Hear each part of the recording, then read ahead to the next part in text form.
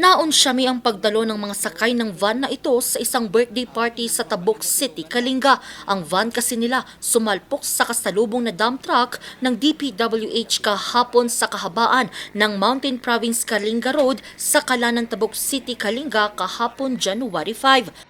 Accordingly po ma'am, itong DPWH truck po is magra-right turn siya papuntang dredging site dito sa Tulyao, Kalanan. Suddenly, itong white van, hindi ata niya napansin itong signal light na to turn, kaya nag-overtake siya sa right portion ng DPWH na dump truck. Mabilis ang takbo ng white van. Sugat sa iba't ibang bahagi ng katawan ang tinamo ng 24 anyos na lalaking driver ng van habang ligtas naman ang driver ng dump truck. Maging alerto habang nagbabiyahe. Alamin po kung may naka-signal light, kung may magle-left turn or right turn para maiwasan natin yung mga ganitong aksidente. Dahil sa insidente, nayupi ang harapang bahagi ng van.